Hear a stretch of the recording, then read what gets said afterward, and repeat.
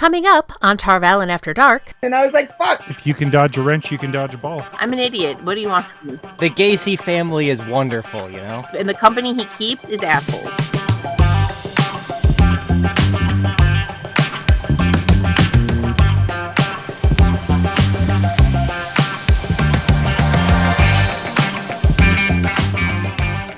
The light illumine you, and welcome to Tarvalin After Dark. My name is Jess, the Emerald Seat, and I'm here at the Thirsty Tinker, Tarvalin's most disreputable inn, located in scenic North Harbor. Hail and well met, beloved listeners. I don't know how daylight savings works, and we've got a bunch of stuff happening. We're talking about episodes 3 and 4 of Stranger Things, Season 1. But first, let me introduce my partners in debauchery, Naebs, Kevin, and Jenny Sedai. Good morning. Hello. What's up? There's nothing like listening to Jess bitch about how she got less sleep when she actually got more sleep. I feel like I got less sleep. I am so tired. You know what though? Maybe you slept too much. That can happen. No, I didn't sleep too much. Jess slept too much, because the World Series. Yeah. Game 7 of the World Series was last night, and it was the Dodgers.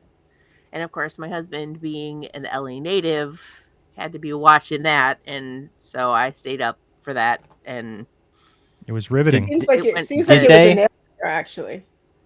But did they do it? What? Did they do it? Yeah. The Dodgers? Yeah, they did. They dodged them all. Nice. Yeah, they did. They dodged it. Nice. So, welcome to the Tarvalon After Dark Sports Podcast, where we're going to break down. What did you think of the game, Jenny? Oh, it was so good when the ball and they hit the ball, and then that guy, he caught a ball, right? And I know there was a home run because somebody in my chat was like, "We got a home run," and I was like, "Fuck," because they were American and I'm Canadian.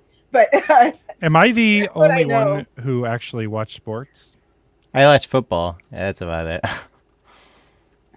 Baseball, I think I had traumatic, childhood forced into baseball and didn't like it, and very boring and bad at sport, so wasn't a good experience.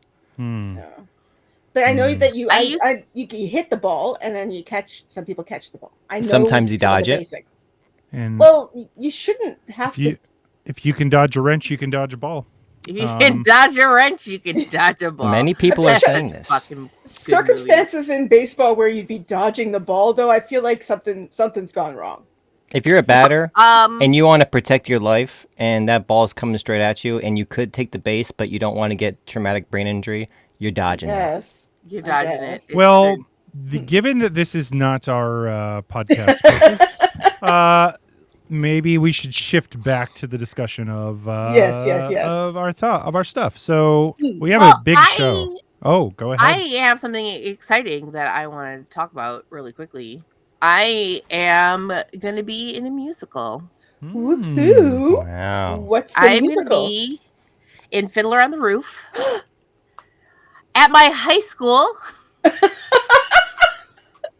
So the director is Jenny, who was my voice teacher in high school. She also directed the musicals when I was in high school. And we actually did Fiddler when I was a freshman. Not me. So not me. Wait. Completely different Jenny. Does that mean Jenny is like 90 years old? Okay, listen. First, Jenny, voice teacher Jenny, is not 90 years old. She's like 60. But yeah, I went to a small Catholic school, and apparently enrollment is really low, and so there just aren't a lot of kids who went out for the musical. And so she's like, okay, I need adults. Let's get some alumni in. And so I'm Fruma Sarah, who it comes in a dream sequence, and she's basically oh my god, yes, nightmare ghost. Yeah, nightmare ghost, yeah, really fun. But it's like other people that I went to high school with who I have not seen in a really, really long time and I'm so excited. It's going to be so much fun. That is cool. My high school best friend Emily's older brother Phil is in it, and I had a crush on Phil for years. Yeah. So who is he? It's going to be really, really fun. Who is he in the musical? He's just ensemble. Oh, He's the titular fiddler, yeah. But he played Tevye when we in did it when I was in school. So what I'm hearing... So yeah, it's going to be fun. Talk about a river of ejaculate. On the roof. On the roof. That would be slippery. All right. Yeah. It would be dangerous. Well, that's awesome. That's awesome. I'm excited. What was that movie where Drew Barrymore, I think it's Drew Barrymore, goes back to high school and pretends to be in high school? Oh, Never Been Kissed, I believe. Yeah. Yes. I almost, yeah. I was waiting for... should have been in jail? Yes. Who should be in jail? I was waiting for Jess to say that. Like that's what she was doing. She's going to go back to high school. Yeah, no. No. No, I liked high school. It was fun. But you're done. I'm good. Yeah. I'm good. All right. Let's get this shit on the road. Let's do it. What's first? News. Yeah. Let's have some news. Tell us the news. I love how Jess always forgets, even though the news has always been the first thing. I'm an idiot. What do you want? Well, I don't know about that. I think you're pretty smart.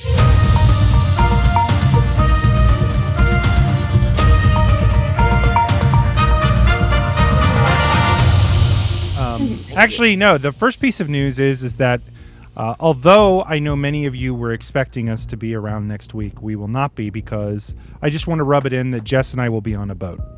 Motherfuckers. On a boat. I'm on a boat. We will be doing It's going to be so fun. the WatCon cruise. And this will be my parents' my parents are coming. I'm going to stop giving the finger because I'm sure your parents are very nice people. They are. Most of the time. Fuck your parents. The Gacy family is wonderful, you know? You know what? That's not part of the podcast, so nobody knows what that's about. Oh. But yeah. Yeah, they have never been on a cruise before, and my mom is like terrified she's gonna fall off a balcony, which I think is hilarious. Okay. Okay.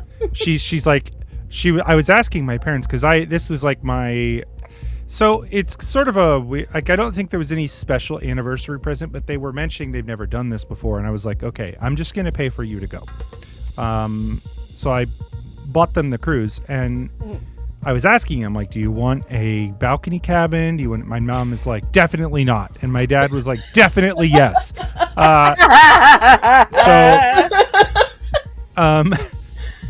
So yes, they are coming, and my mom will probably not set foot out on her balcony. Oh yeah, because you don't want to fall into the ocean. And my dad keeps saying stuff like, I'm gonna get really sick because I always get sick, and like, cool, just don't. But all right. Okay.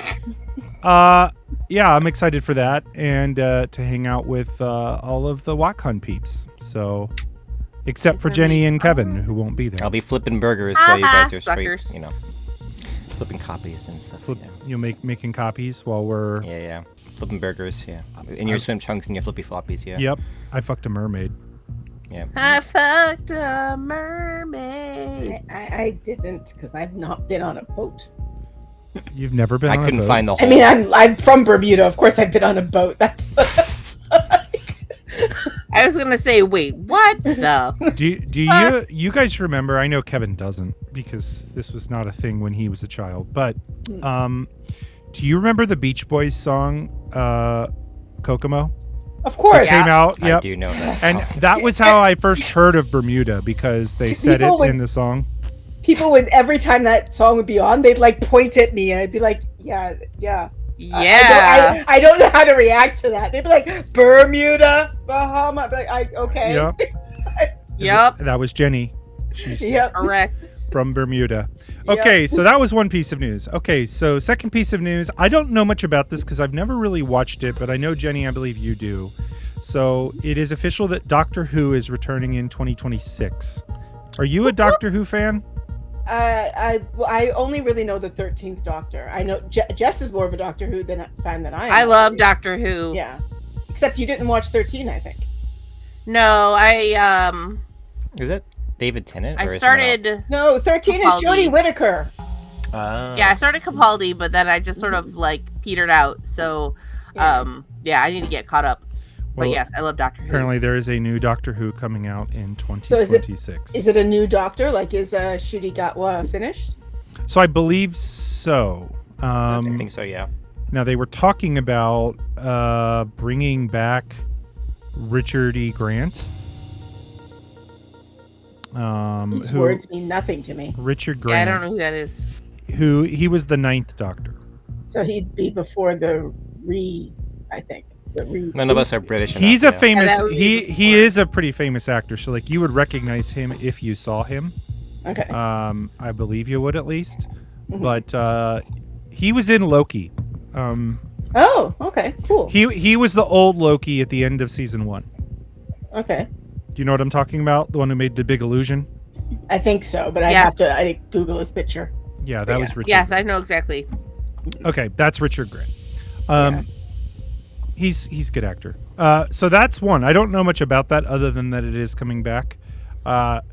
So also announced, and again, I'm yet to be determined if I will be able to attend or not. But Brandon Sanderson is the guest of honor at JordanCon this year. So interesting. If you are interested in meeting Brandon Sanderson, he will be at JordanCon. I just want to say for the record, I was already planning on WatCon being my one con for next year. So just before anyone, I have the money set aside for WatCon first. JordanCon is a nice to have. I'm just saying it's not a...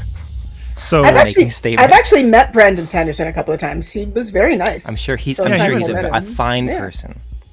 He actually remembered me from like an email exchange we had, and then when I saw him again the year later, he was like, "Hey, I remember you." I was like, "Yes." I don't really have problems with Brandon.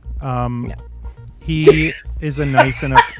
He's entitled to his opinions. He has a lot of investment into these stories. He is every bit as entitled to an opinion. But aside from that, he was genuinely nice. I have been to his house, so I think full disclosure there. Okay, cool. Yeah, I didn't actually meet him there. I met him at JordanCon when we were at his house. So I went there for the Dusty Wheel, right? I remember that. Yeah, when we got back from Prague, they had set up a season 2 watch party for the first couple episodes. At Brandon Sanderson's house. So he has he must have missed it. He was there. He didn't want to be on the live stream. So his house is the funniest thing. I won't say like where it is, but like let's just say he lives in like a very normal neighborhood. Like but he's got like a lair, doesn't he? Yes. So like which I would totally have if I was rich too. I'd have a lair, of course. He bought 4 plots on this block. Right, in a very normal neighborhood, demoed 3 of the houses, put a gate up around it, and then dug like 200 feet into the ground. Yeah. So like you go in what looks like a shed, and then it has a staircase that goes down underneath of it, and it's like this giant ass theater. There's a Magic the Gathering room in it, which is really cool. Like where he plays a lot of Magic the Gathering. He has an office there. There's like a giant, he calls it his evil villain lair because it does sort of look like that. Yeah. But yeah, he's got the theater in it, and that's where we watched it. That's cool. But yeah, I didn't go to his house. I just met him at New York Comic Con. But I met him at like a signing, and then when he was leaving, like the con, I saw him walking, and we made eye contact, and I waved as just like a reflex because it was a person that I had seen and knew, and he waved back, and the person that I was standing with assumed he was my friend, and so he just walked over to him and started talking, not to Brandon Sanderson, but to the person he was with. And so I was just like, I guess I have to talk to Brandon Sanderson again now. So I walked up to him and we talked for like 5 minutes, and I still kick myself over this because it was before he was actually finished the books, or at least before the final book was finished anyway, or published. And we talked about restaurants in New York. Didn't ask him anything about the Wheel of Time. It just was like, so how are you like in New York? And then when we were like, when they left, I turned to my friend, was like, what was that? My friend was like, oh, I just thought you wanted to talk to your friend. I'm like, That's Brandon Sanderson. It's not my friend. What the fuck? That was so weird. Oh my god. He crashed at JordanCon. I've met him twice. The first time I met him was at JordanCon. I was actually on the Dusty Wheel sitting there with Jen Isgro from Takaran Riyadh.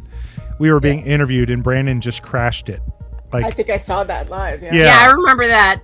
Yeah, I remember that. He was like standing behind me for a minute, and then so I talked to him a little after that, and then randomly we were like stuck in an elevator for like 2 minutes together. So we chatted, and that was also at JordanCon. But yeah, he was a good guy. I didn't. Again, people that have allowed, I think that it's the only thing I can really negatively say is I think his opinions carry more weight, and you have to understand that when you're in a position like his. And it just sounded bratty. I mean, I think that's where Jess is hateful. Yeah. I treat him like I treat any opinion in the fandom. I'm like, oh, that's one person. All right, cool. Moving on. Yep. Yeah. So, okay. Moving on from that. I guess I will give a quick update. We do not yet have been working on behind the scenes and going back and forth with a couple different potential guests for WatCon 2026. So nothing to announce yet, but coming. Last piece of news, and it came out, and it was actually interesting because I enjoyed it. Witcher Season 4 just dropped. Okay. And I did watch all of it. I'm not like I've read like part of one of the Witcher books, and like I've played the games a little bit, but I'm not a diehard Witcher lore person where I know all of it. But I enjoyed like a couple. They were okay. Okay. Like the Witcher seasons. They just replaced Henry Cavill with one of the Hemsworths, right? Yeah, I think it's Liam. Okay. And he did a pretty good job, actually. I actually kind of, and this is going to sound sacrilegious, but I liked him better than Henry Cavill. Do not say that to Master of the Deck. She will kill you. Really? Sure she will. There will be a murder. I'm absolutely going to say that to her now in a couple days when I see her. It's going to be funny. So, can't wait. But I enjoyed it. So have any of you watched any of The Witcher?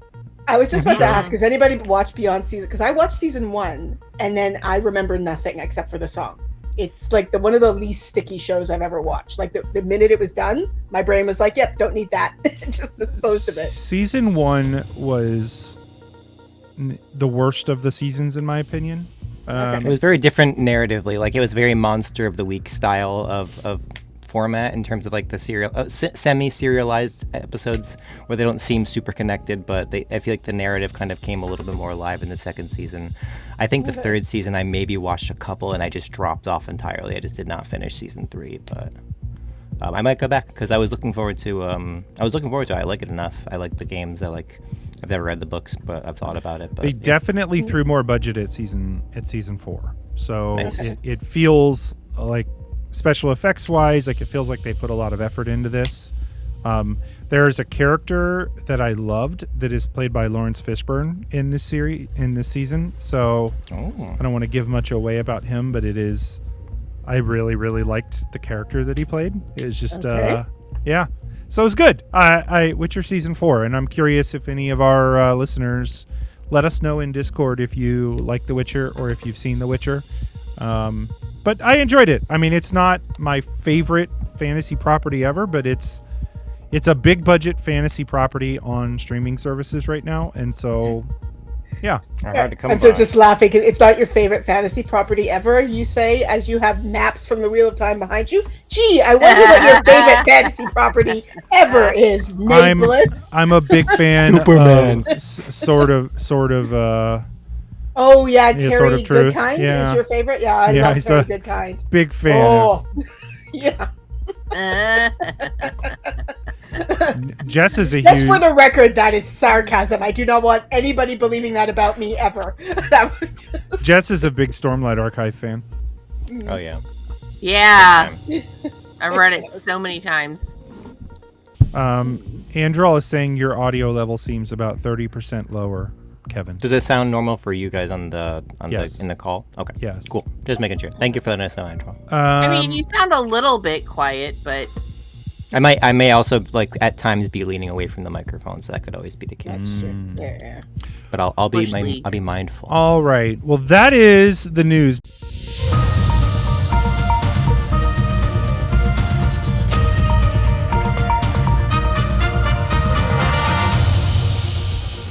Now it's time to head over to our 1920s reporter to tell us about this week in nerd history.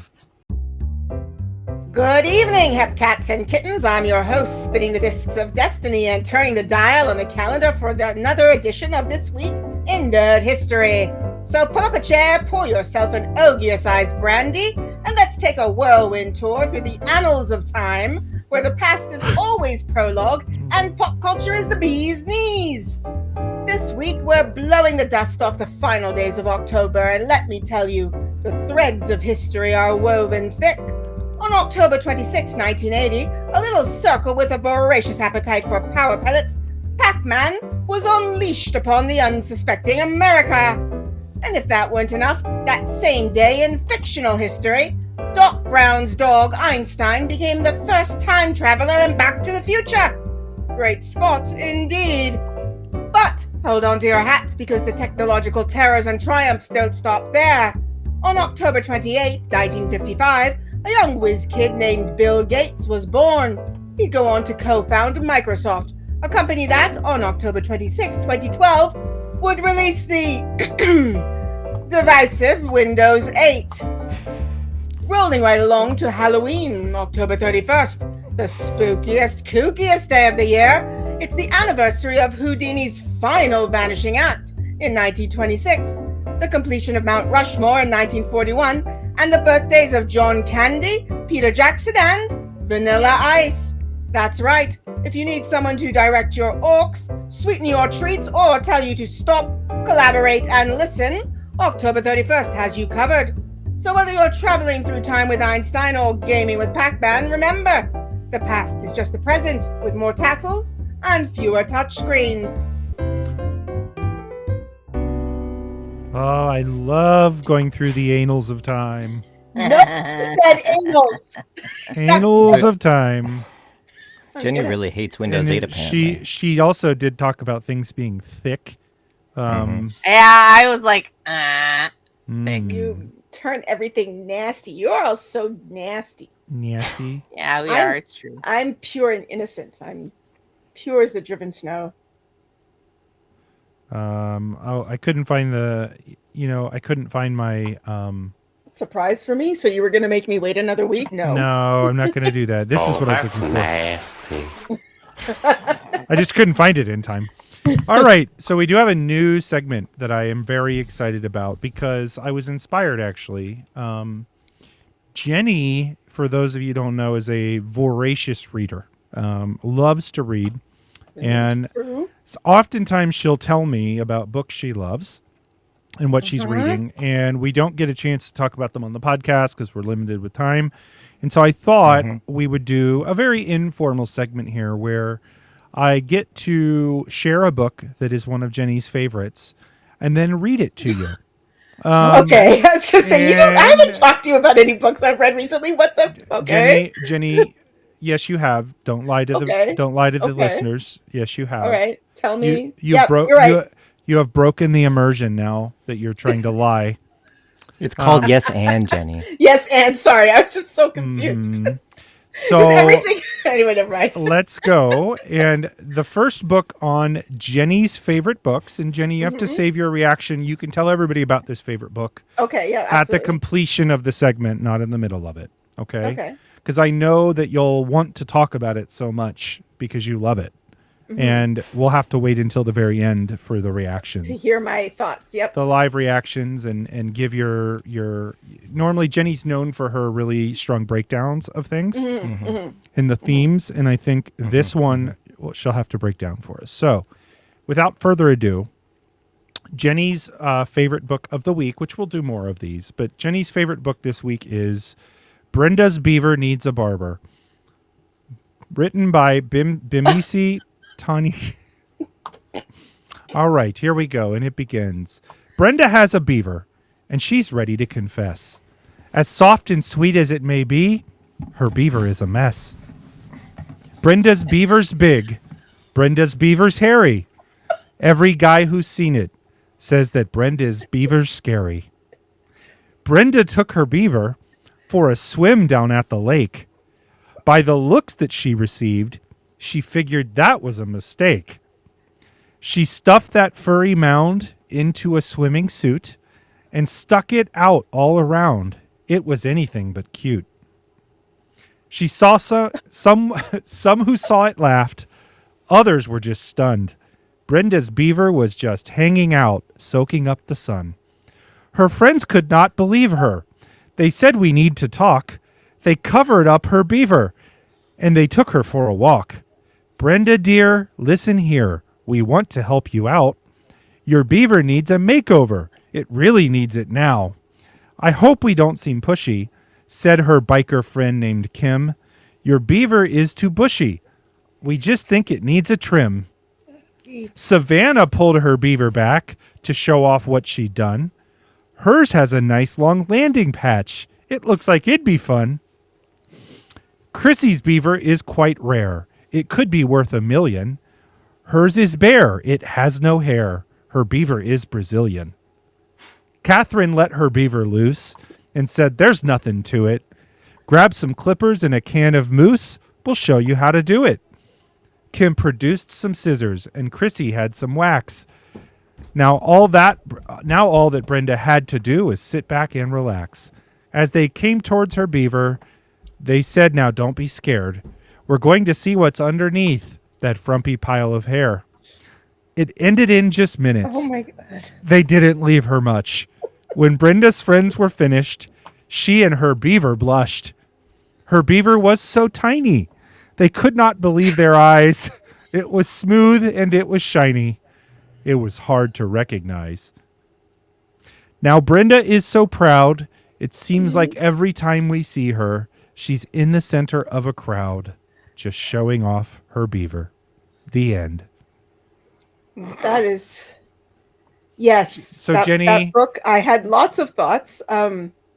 It's one of the biggest criticisms I had is there's a few times in this book that I read and analyzed and had deep thoughts where there was a few slant rhymes that I think they're a bit lazy, But other than that, I feel like it has a strong narrative. Yeah. And if you're a big fan of animals, I feel like it's, animal grooming. The animations in this children's book that you like there is a beaver on a leash. So. Okay.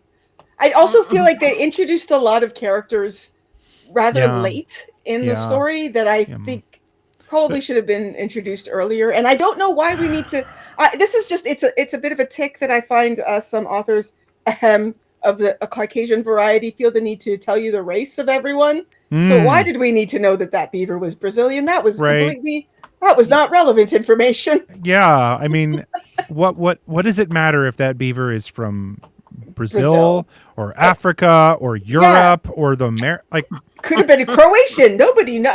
We don't. That's just. But you are correct. Who owned the beaver? What was their name? Oh, Brenda. Yes, Brenda. Brenda's beaver. Brenda's beaver. Yes. All in all, I thought it was a good exploration of Brenda and her relationship with her pet. Well, next week we'll have to explore one of your other favorites. Mike Lit isn't hard to find. Oh dear. Okay, you see the thing that was funny. I was like, I don't think I've talked to Naebs because I literally did read 7 books in 2 weeks. Just because I started a series, and that's one of them. I know, but I talked to people about these books, but I don't think it was Naebs that I talked. The Beaver Saga. The Beaver. No. The Beaver Saga. All right.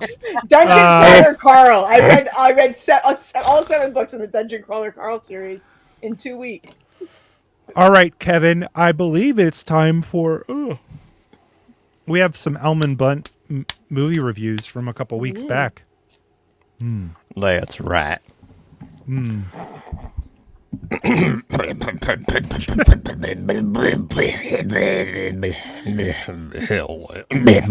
there yet. I'm good. And welcome back to yet another one of Almond Bunt's movie reviews in 10 words or less. Patented. This week, but also effectively 2 weeks ago, I was rewatching some 80s movies in theme with our strange things. Man, the ones I reviewed were ridiculous. Number 1. The Goonies. I can't believe they were allowed to say booby.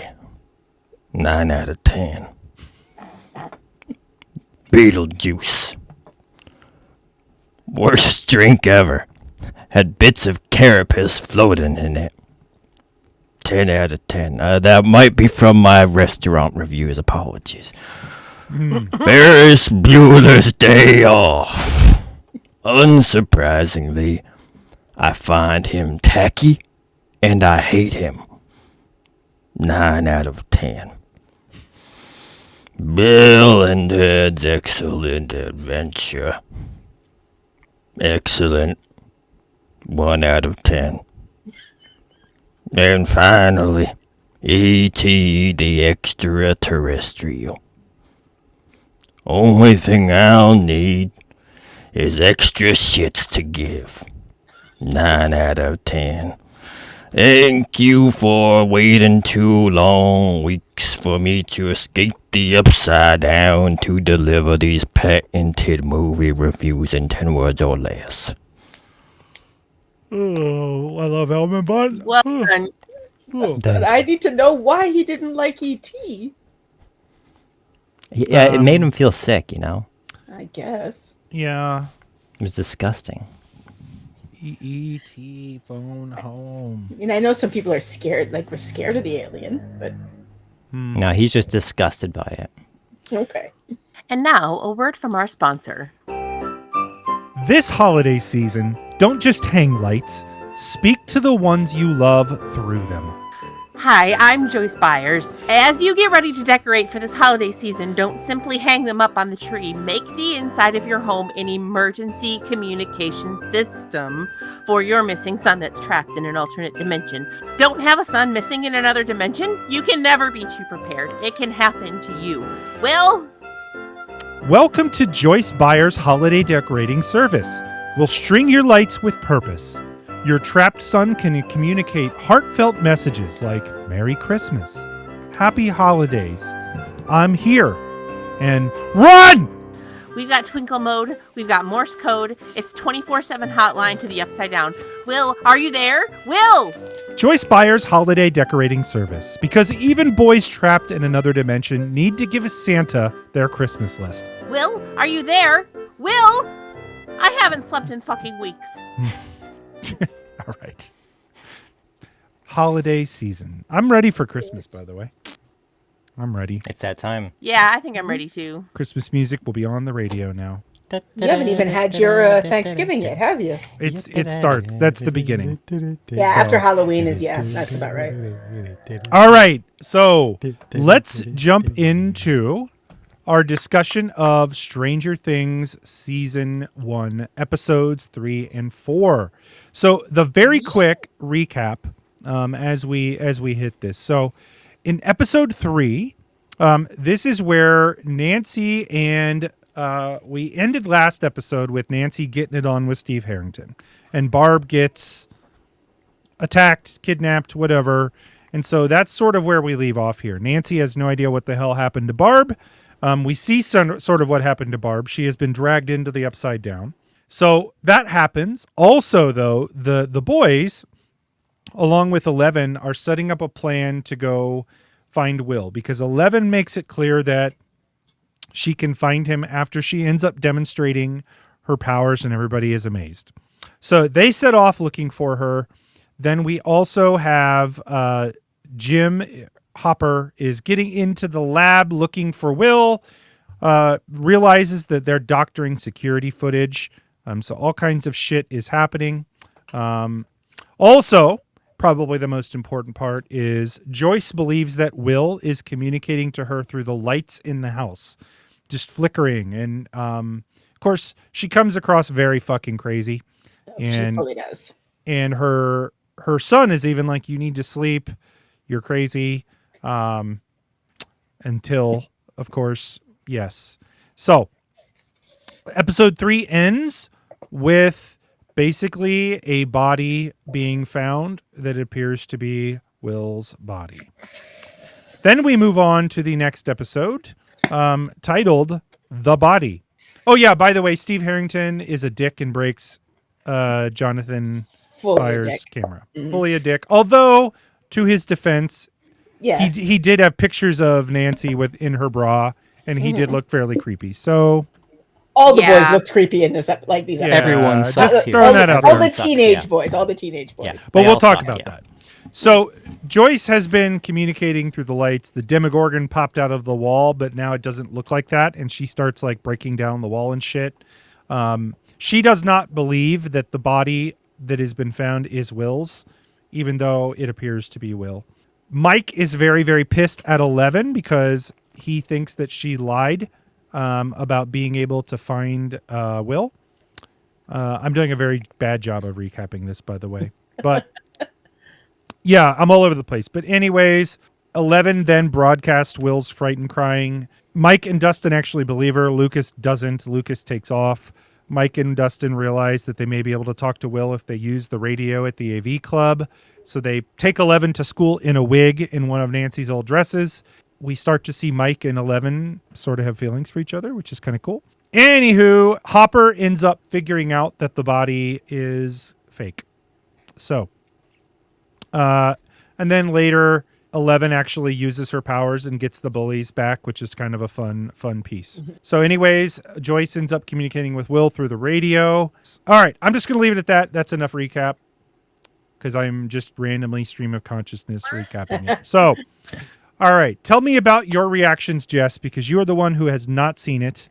Tell us about your reactions to episode 3 and 4, and then we will all discuss. I am so invested in the show. It's like so good. Oh fuck. I'm so tired and my brain is like dumb. I love Joyce. Yes. So much.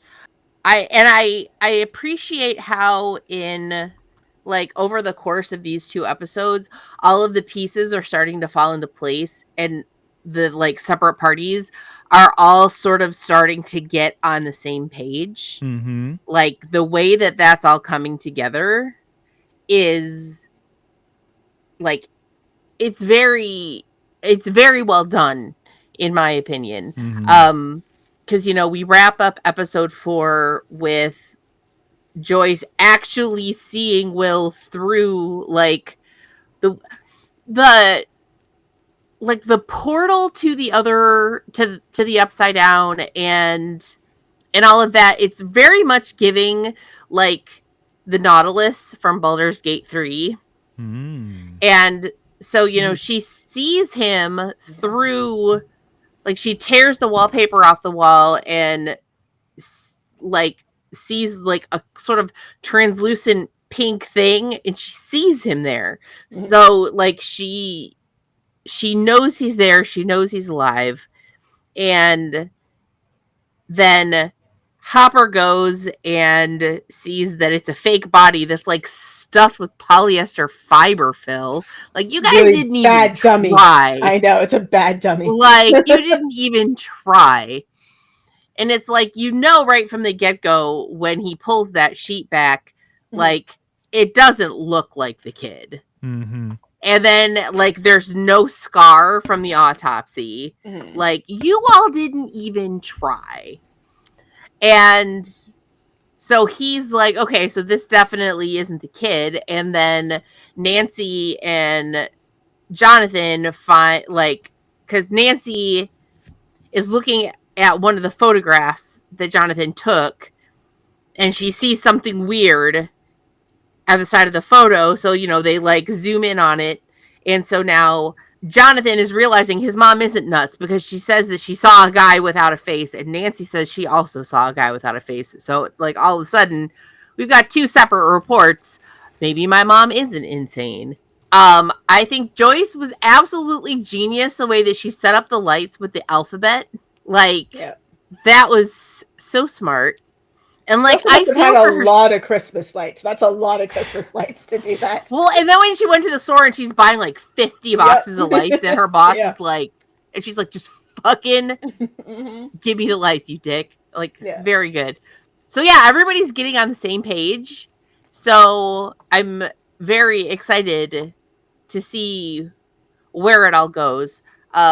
Steve was predictably an asshole about it because now that Barb is missing and Nancy wants to go to the cops, like, his parents are going to find out that he had people over and they drank beer, and like, that's his main concern, not the fact that a person is literally missing and went missing from his house. Like, the way that 11 made the bully pee his pants was so cathartic. I loved that so much. That was excellent. Let's see, what else happened? So is Dustin still your favorite character? I think Joyce has replaced him at the top of the list. And I think that's partly because Dustin didn't have a ton happening in the last two episodes. But I did figure out why I like him so much. Yes, you posted this, so tell the listeners. So the said aforementioned Jenny, who was my high school voice teacher, I also babysat for her kids.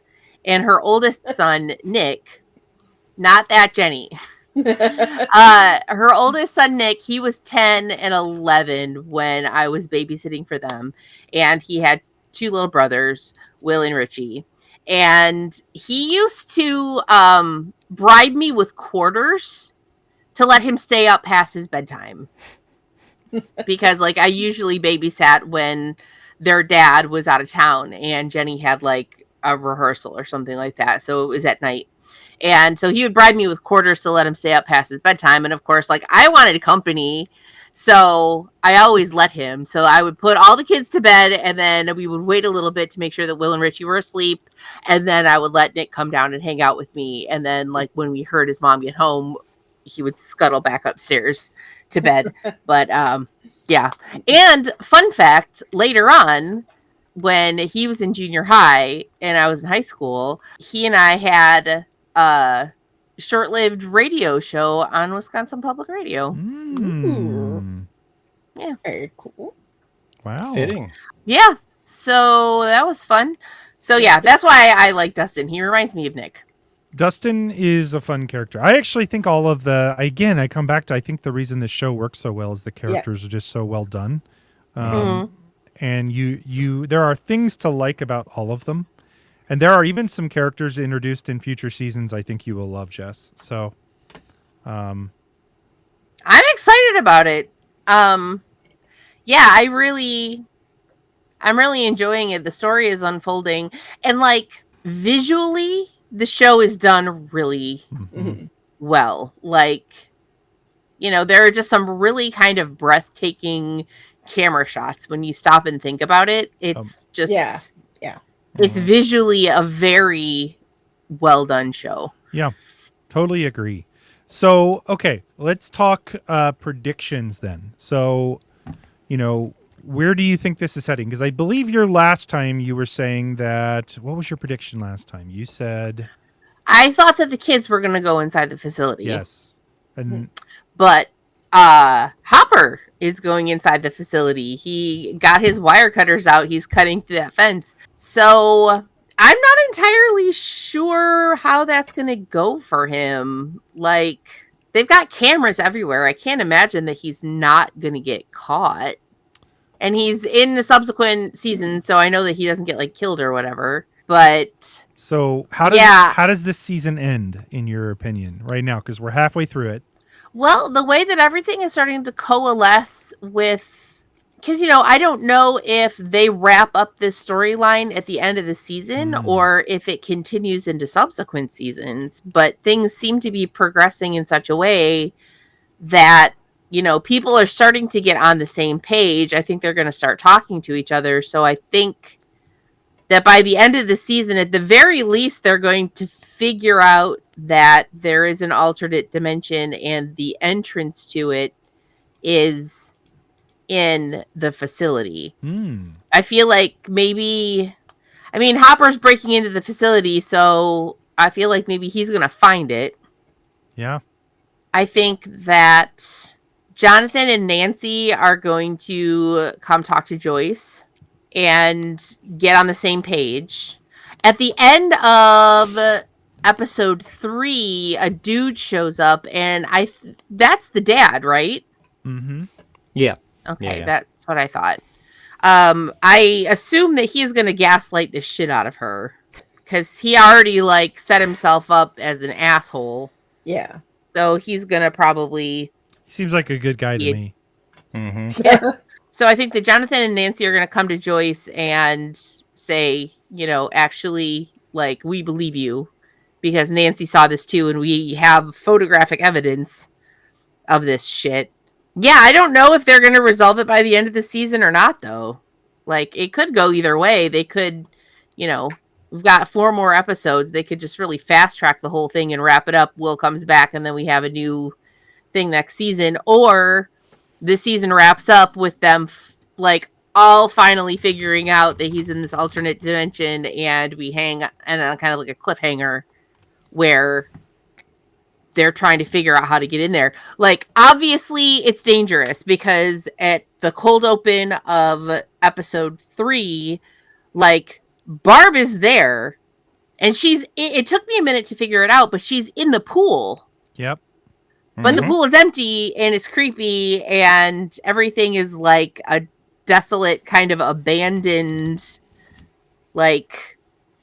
alternate thing. And then she's trying to get out of the pool, but something pulls her back in. So I'm hoping that she didn't get eaten or whatever. But that guy that they sent in with the cable, he got it. He got something chomped in. Later, dude. Justice for Barb. Hashtag. Yeah, justice for Barb. Seriously. So she didn't even want to go to the party. I feel like Clerks. She didn't even want to go to the fucking party, and now she's in. I'm so sick of this. Barb needs to have some personal responsibility. She went. She wasn't dragged there. Yeah, and she chose to wear that red shirt too. She put that red shirt on herself. She has to take responsibility for her own actions. She brought this on herself. Red blouse. Sorry, red blouse, not a red shirt. God. All right, so Jenny and Kevin, right? Now we've heard Jess's unfiltered reaction. Now, what are your thoughts? Because it's been a while since both of you have seen this, right? What are your feeling? Is it, yeah? I'm completely at sea now because basically my memories of season 1 were there's 4 kids that I like. 11's nose bleeds sometimes. The lights say run. And then the final scene. That's what I remember from this. So now I'm I know what the final scene is, and I can't remember at all how we get there. And I don't know. I don't know what's going to happen at all. And so yeah, I actually thought the run thing was much later on because that is stuck in my brain. I thought that would be a climax, the penultimate episode or something. Because that scene is scary. It's really well done, but it's really scary. Yeah, very well done. Yeah. I don't know. Those are my thoughts. I have no idea. And I think in some ways I'm good. I can't say my predictions, because they will give some stuff away for Jess. But also, I feel like I'm at almost a disadvantage because it's I know I know the end, but I just stuck. I don't know where the road goes, and I'm so confused. So, yeah, that's my thoughts. Kev? So I think I remembered watching these two even more so. I think my favorite thing about this show is the duos. Anytime they have 2 characters isolated for the dynamic they have between them, that's what I love about this show so much is any pair of 2, there's probably a pair of two per season that is like Yep. my MVP, and these two episodes reminded me that Nancy and Jonathan are my favorite duo of this season. Like Nancy Yes. is often my favorite character from season to season. She's up there for sure. But yeah, I think that this episode just kind of like made me realize that was really what it was, is that the duo dynamics, whenever they break off into pairs or something like that, the writing is so good and the character work is so good between the two of them, that whoever it agree. is at the time. Yeah. Nancy's basically a Gwen. Yeah, I have she has another like some thought. detectives in there. This show, one of the most unrealistic things, aside from like the faceless characters and the fact that there's an upside down and all of that. Tell me how a child was able to lay a wig so well. That wig was really like, she put that wig on way too well. Yeah, like I was thinking about that, and like when they did the montage.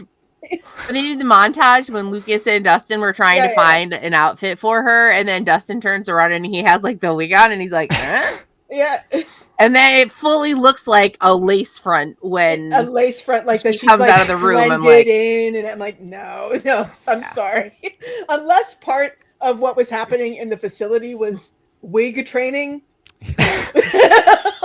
She was holding it in place with her powers, okay? Oh. Yeah, It's not about holding it in place. It's about blending it in with your hairline and everything. Well, she doesn't have hair. Okay. I mean, she has a little bit. Yeah. Makes Just it a little easy, bit though. of hair. But shit, I had a thought, and then it was gone. Oh, when because she had like seen a picture of Nancy, it was like pretty, and then like she saw herself in the mirror. It was like pretty. Oh, I was like, sweet. oh, honey, I just want to like take baby Millie Bobby Brown and just like protect her. I think she actually had one of the toughest acting jobs in this show, based on like what her character like she has to be able to do a lot of this without verbal communication. Yeah. Yes. So it's all body language and facial expression, and it's just like this kid, like, and I understand that she's now a fully grown adult, but like this she's kid 90 is years old now. enormously talented. Well, like the other one that I think is really talented, even though I don't always love his character, is Mike. So Finn Wolfhard. He does a pretty good job, and I think especially this next season too. I don't want to like the end of this season and the next season is a very very good acting job for Finn. So also Finn Wolfhard, what the fuck kind of name is that? Holy shit, he's Canadian. It goes hard as fuck. That name goes hard. Yeah. He's in a band too. He's in a band. He should be a furry. A furry. I mean, Finn Wolfhard sounds like a band name. It fully just and the other thing that I thought was really interesting was when we flashed back to when 11 was in the facility and like her relationship with Hairdo. Papa. Yeah. Papa. It's just like with the hair, I'm just like in the sideburns, I'm like, bro. That's Matthew Modine too. He's great.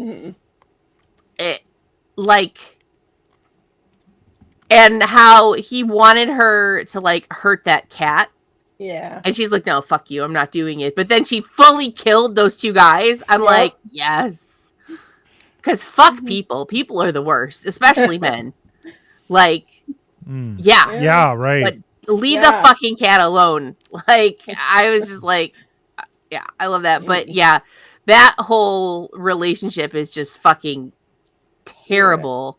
But yeah, I think it's really interesting that we get those flashbacks to like what they were doing with her in the facility. Like, it seems clear to me that they're trying to turn her into some kind of weapon. Yep.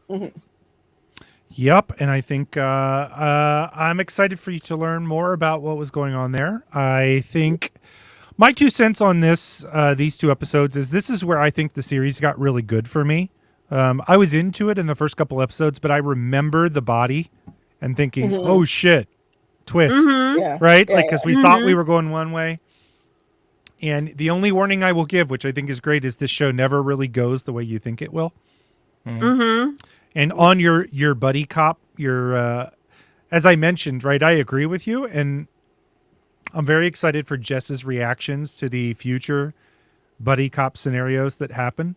Yeah, some of the duos are just the best. Yes. Yeah. I really enjoy that too when you've got like people paired off. You know, I really would love to see Nancy dump Steve because girl, he's an asshole and you can do better. Yeah. And I'm not saying that you need to be with Jonathan. Jonathan is a nice boy. He shouldn't have taken those pictures, but also if he recognizes that he shouldn't have taken those pictures, okay, fine. But like, don't be with Steve. He's an asshole and his friends are assholes. Like we are known by the company we keep, and the company he keeps is assholes. Like, yeah. I wonder if that was like a sort of a nod. I mean, not just a nod to it, because it was a fact. In the 80s, like, peeping Tom was thought of as like, it's just a cute, fun thing that boys do. Like, it's literally the beginning of Back to the Future. And you're supposed to be on his side as he's, like, committing a sex crime. It's just like... Yeah, it's like, actually, no, that's not... That's a bad... That's real bad. That is potentially a crime. Yeah, not potentially. It's literally a crime. Like, I'm unsure of sort of boys will laws, be boys, okay? Who hasn't done that? They should be more lonely.